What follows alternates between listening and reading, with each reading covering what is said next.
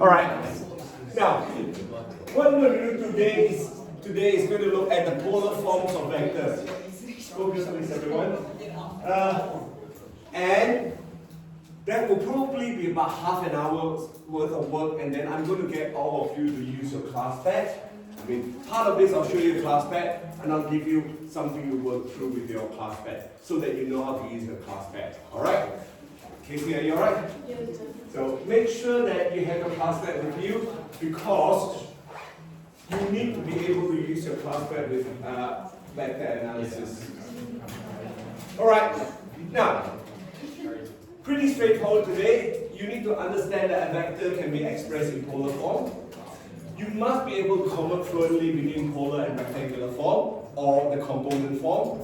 So rectangular form is the other name for the component form, which is in IJ, or in the on the pad, or in the column matrix. Alright? Then you must be able to perform some scalar multiplication, derive unit vector, and addition of vectors using polar form. Alright? Now, once you know, you should know how to use addition of vector in terms of the component form. You should know how to derive unit vector from the component form and scalar multiplication. So it's nothing really different from this. It's just taking a step further, looking at polar form. You will need to know polar form a little bit later as well. Alright, so now, let's recall the component form or rectangular form of a vector. So if you've got a vector on the left, the vector in component form for R here is actually just ij plus yi. Alright? Xi plus yj, what am I saying? Xi, because there's a magnitude in the x direction, I is a unit vector, y is a magnitude in the y direction, going up, and j is a unit vector. Alright? You can write that in order pair or the column matrix. Like I say, column matrix is probably easier for you to do addition, but you've got to realize that you have to work out the result using Pythagoras' theorem. Right? Now, the x component and y component of the vector are perpendicular and form a right angle triangle with the vector as the hypotenuse. So you would be able to work out the magnitude of R. So what I've shown you is, I've written down the magnitude of this vector, R, which is R with a 2 straight line, is straight line, xi and yj. Alright? And to work out R is just square root of x squared plus y squared, Pythagoras' theorem. So the vector makes an angle of theta. This time, I'm going to show you something else. We're thinking about the angle theta from the x-axis. No longer talking about the bearing. Alright? We are looking at the angle theta from the x-axis. And you must remember your unit circle. Can you all remember that? Good. So you do know that for a unit circle, you've got C, A, S, and T. Right? So cos is all positive here. Everything is positive. Sine is positive here, and tangent is positive there. Alright? So make sure that you know your trick. Now, polar form of this vector. So the polar form of this vector can be expressed in terms of the magnitude of the vector. So I'm going to stress the word magnitude. Magnitude of the vector and the angle measured from the positive x-axis. So that links very closely to your unit circle.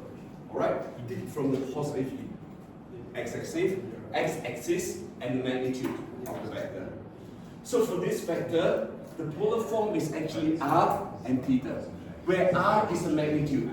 Remember, R is the magnitude and of the vector, and theta is the angle the vector measured from the positive x-axis. Alright? No longer your bearing, not from the north anymore. This time, polar form is always from the positive x-axis. Alright? You rotate around, there's positive direction, there's negative direction in your unit circle. Right? Remember your cast, CAST. Question before I move on. So it's just a different way of expressing it, that's all. Now, just a summary. For vector v with polar form r theta and component form of x, y. Alright? So it could be all the pair, could be that sort of whatever you call it, this bracket or this bracket. It doesn't really matter. So x is actually r cos theta and y is actually r sin theta. Why? You know that if this is v, this is the magnitude of vr, and you know this is theta, x is r cos theta. If this is known and this is known. Correct? Yeah? And if we know these two, this is r sin theta. That's all. So therefore, this is where it is from. Alright? Tangent theta is y over x. That's x here. And then r squared is therefore x squared plus y squared, or r equals to square root of x squared plus y squared. That's the resultant. Alright? Any question for me here? All these are pretty clear? Yeah, good. Let's move on. So I'm going to show you the first thing is, can you change the vector -5 and 9 to polar form? Alright, what is -5 and 9 telling me? So that is your x as your y. Alright, if you want to write in the component form, what it is like? What is it? Component form will then be -5i plus 9j. Correct? This is a component form. Or what I will do is, I will sketch it first. Alright? I'm sketching that. I know that I've got a vector like this. I should use ruler, but because I'm using my iPad, it's a lot easier not using a ruler. Alright, so you can actually know that for y direction is going up, positive, and then -5 is that direction, x. Correct? So you know which one is positive, which one is negative. So 5 is going that direction, and 9 is going up. Of course, if you like, you can also draw it this way. 5 minus 5, and then 9 up there. Still the same. There's nothing wrong with that. You could draw that way or that way, I don't mind. It's up to you. Alright? The reason why I drew it this way is because I know this angle, and if I know this angle, alright, I want to measure the angle from positive x-axis. Here, it's a little bit simpler if I drew it this way, because I know this, I can work out this angle alpha using tan. And then I can add 90 degrees. That's all. That's the reason why I drew it this way rather than the other way. I prefer addition to subtraction. That's just me. It's up to you, whichever way you like. So once you've done that, work up r. R is just basically square root of 5 squared plus 9 squared, which is about 10.3, 2 decimal places. 10.30. So always work out the magnitude.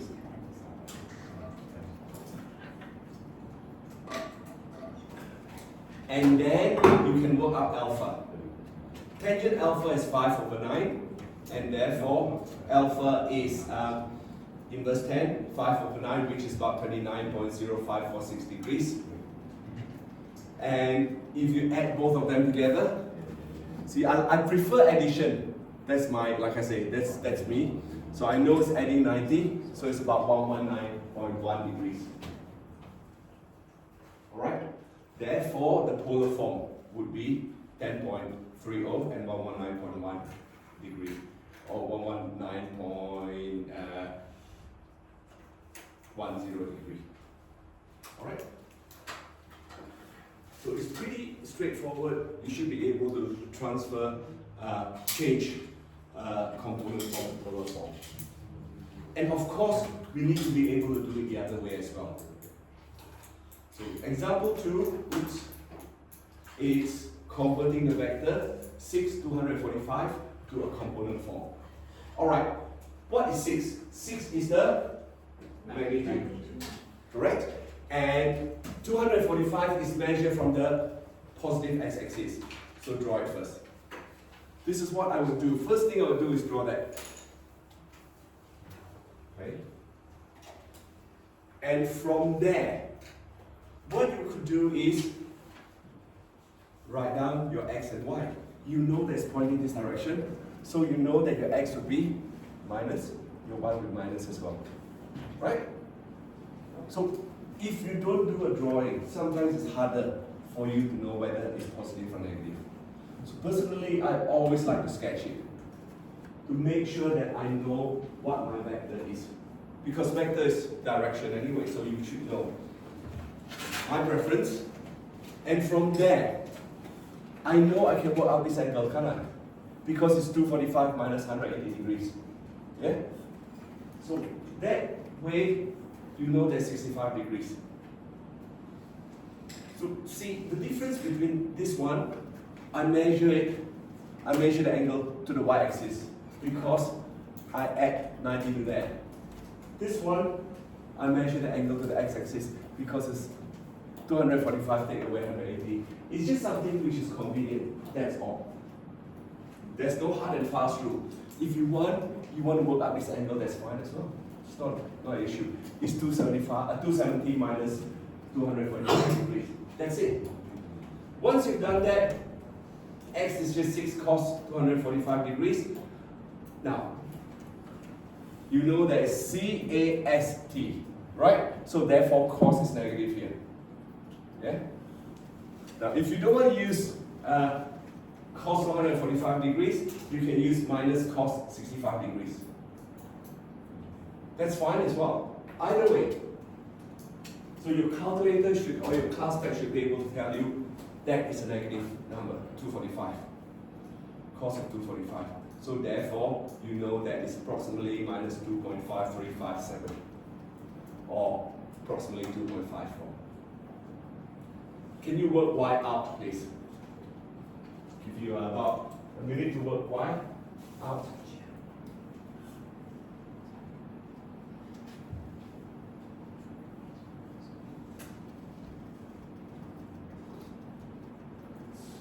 So y is just basically 6 sine 245 degrees. Again, CAST, it should be negative or minus sine 65 degrees, which is about minus 5.44. Now, how do we write in component form? Either way, in the ordered pair, or IJ, or your column. Alright? Your column matrix. I will accept either one of that. When I was studying vectors in high school, this is the convention I use the most, INJ.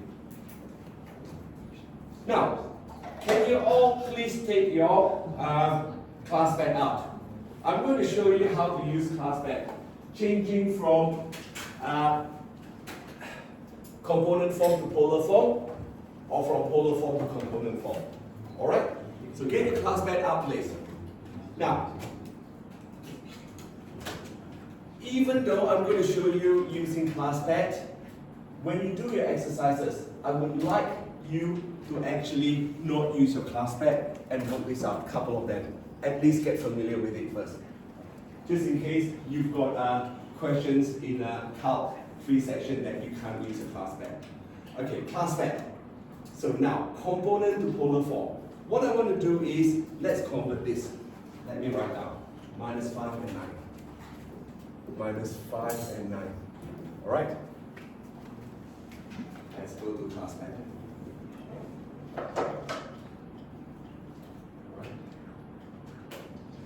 Okay, go to me. What I would do is going to clear off. Now you will have to learn all this eventually, how to use class pad to do integration and stuff like that. But not now. We'll show you something first. Clear off. Alright? So here, I want to change from component form to polar form. One thing with class pad is always clear the variable I have seen enough mistakes, people not clearing the variable, classmate still remember what the variable is. For example, x was 2.5 or whatever, and the calculation was way out. I made that mistake myself, not clearing the variable. So anytime when we start a new question, please do that. So if you go to action, go to vector. All right? Vector, you've got this, to rectangular to polar. We're going to look at these two, to polar. All right? So to polar form. All right? Type to polar form. Now, the other thing you need to know is it must not be in radian. It must be in degree. So tap on it until it becomes degree. There are three things in there. You tap on that. Could be degree, could be gradient, could be radian. So you want it to be degree. If not, you will get horrible answer. Okay? Honestly. Alright, now go to keyboard. Under net 3. The square bracket here, this bit, is your vector. You need to input vector with this square bracket. So tap on the square bracket and then move your cursor back in. -5, comma 9. Alright? And hit execute. See? It gives me the answer. 10.29, 10.3. And here, it gives you the angle. That little thing means the angle. Angle of 119.054, which is what I showed you, right? Yeah? See sort of how easy it is to use ClassPad. However, with your ClassPad, you must use this square bracket. If you don't use this square bracket, you will not get the right thing. It will give you syntax error or something like that. Alright? You can try without the square bracket. I don't know what error it gives me, but I think it's something to do with syntax error. Just try it. Try it with a normal bracket and see what it says. So this is from component form to polar form. And I have actually summarized it for you on my slides. So make sure that this is in degree. Alright? And to pole, that is to polar form. Under action vector to polar form. And this bit here. Make sure that it is a square bracket. Then you'll get the answer. Correct answer. Alright? So what I would like you to do is when you're doing the exercises, try some without the ClassPad. Just do the calculation with sin and cos, and then try a couple with the ClassPad. Alright? So the next one, we're going to do, okay, so the next one is 6 to 45 degrees. So again, go to ClassPad. Now, make sure that it is in degree. Alright? Not radian. And you go to action, vector, this time to rectangular form. Alright, to rect. This is a rectangular form. Tap on that. Here, you still have to put in as a bracket. Square bracket. Again, the square bracket is important, and it's in degree as well. Square bracket and it's degree. Go back, inside the square bracket, 6, and then comma. This time, you've got to put in the angle. This is the angle. This little sign here is angle. Tell ClassPad that you're looking at angle. Angle 245. And then make sure that you close your bracket, and then execute. You've got the answer. So it's now in the component form, I and J. Yeah? Next slide, pretty straightforward if you know how to use your ClassPad to convert. But like I say, for exercises, just to get yourself fluent, you need to know how to convert from polar form to rectangular form, or component form, and component form to polar form. Alright. again, like I say, I've summarized everything for you on on the slide. So if you can't remember how to do it, refer to the slide.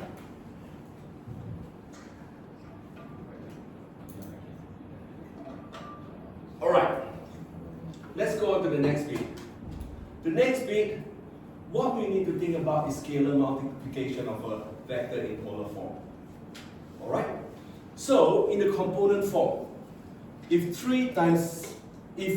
f is that, minus 3f is just actually minus 3 times, I forgot, that should be a plus 18.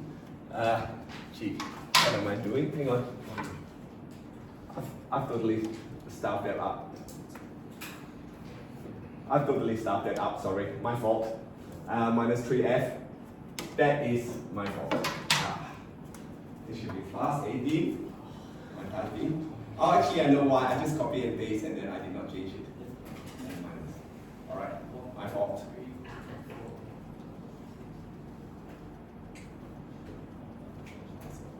Alright, so the focus question for you is, does multiplying a vector in polar form by a positive scalar affect its magnitude and angle? Does it? Whoa! When you say about which one? Only the magnitude. Yes, it doesn't affect the angle. What about what happens to the angle of a vector in polar form when the direction is reversed? 180 degrees. Very good. So let's have a look at an example here. So if you're given that G is 10 and 60 degrees, determine 3G. So when you're doing this, just sketch it. This is how I sketch it. You can see that what you want is triple this, 3 times 10. But there's no change in direction, correct? Yeah? There's no change in direction. So therefore, what happened is, you just multiply the magnitude by 3. And therefore, it's 30 and 60 degrees. Triple the magnitude, angle stays the same. Alright? And just multiply the vector in the polar form by positive scalar only affects its magnitude. The angle always stays the same. Now, the next example, example 4. Given that h is 5, magnitude of 5, and angle of 223 degrees from positive x-axis, determine minus 4h. This time, what you're doing is that, and then you are going to turn it around, change direction, 180 degrees, and multiply by 4. Right? So from, it should have been minus 5. That should have been minus 5, my fault. Minus 5, 223. Alright? So therefore, minus 4h is 4 times 5. Oh, hang on. No, it's just a magnitude. Magnitude doesn't have direction. Sorry, it's my fault. Magnitude doesn't have positive or negative. Sorry. So it's actually just magnitude of 5. So minus 4, you need to multiply the magnitude by 4 and then take away 180 degrees. Alright? From there. Magnitude, there's no sign.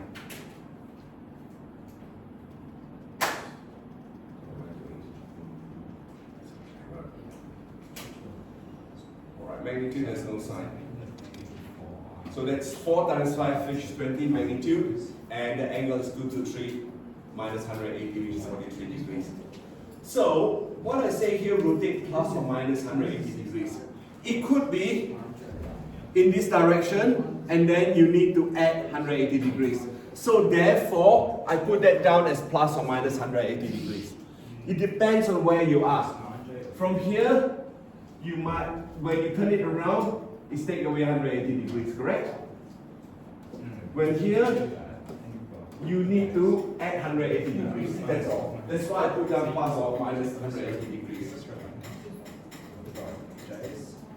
Question for me before I move on. If not, we will look at unit vectors. Alright? Unit vectors in polar form. Now, you should recall from last week that if I want a unit vector,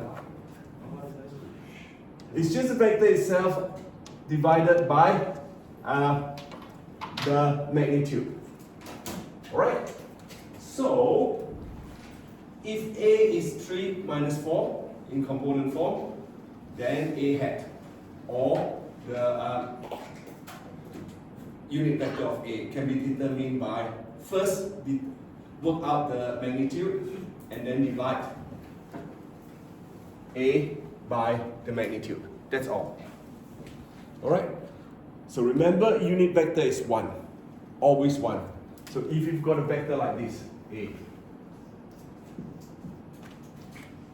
Alright? You know A is something like, 3 and 4. Alright?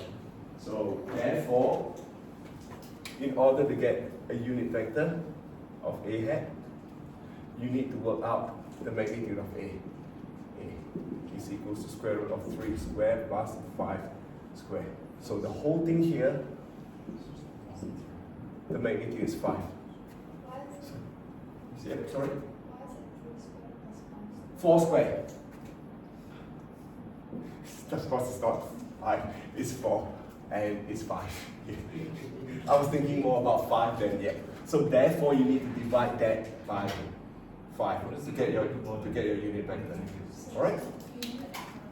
So if we need a unit vector for in polar form, how do you do that? Are we changing the right direction? No. So you divide it by the magnitude, which is 5. So therefore, unit vector is just 1, or a unit vector of B is just 1, and the angle is the same. Alright? Unit vector has a magnitude of 1. Always. Whatever it is, divided by itself, and then you do not change the direction at all. Sir? Yes? Could you post me to Thank you. Alright. Okay, next, last one. Sum of vectors in polar form. Since polar form splits the vector into magnitude and direction, we cannot simply add the magnitude and directions when finding the sum of vectors. Alright? It's not like when we have got the component form. We can just add it, that's all. That will be minus 5 plus 2, which is minus 3, and 9 plus 3 is 12. That's it. We can do that. And then work out the magnitude. But now, if we have it in polar form, which is magnitude and angle from the positive x-axis, we have to convert it into component form. Add the components and then convert it back to polar form.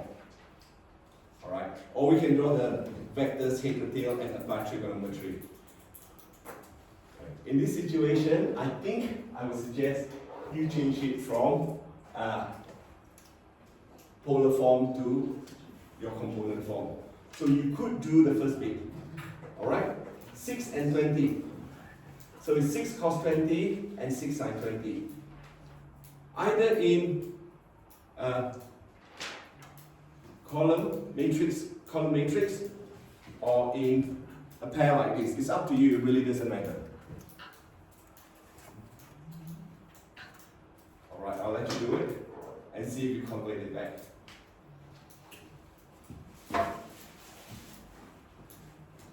Now, after this, I'm going to stop and you have time to explore with your classmate. This is a work that Miss I has actually produced. So Miss I produced this and I just use it. She gave me the permission to use it. So Who's Miss I? you don't know Miss I? Miss J? No. That's alright. Alright, so this is 10.8 and 9.42. And then what I've done is I draw it out as a component. and then work out the magnitude, and then the angle. So that's it. So 6 vector of magnitude 6 and 20 degrees from positive y-axis, plus vector of 9 and magnitude of 55 degrees. So when we do we have to bring it back to? Yeah, you do. You have to bring it back. That's why I did that. Yes. Is it always when you convert from polar to component, is it always the closest to x value? Yes, it is. Always correct. Because it's measured from the x-axis. Measured from the x-axis. Alright? So I'm going to stop here. I will hand out this, and you've got time to do some work from Nelson, which I've uploaded on our Compass, as well as play around with your ClassPad.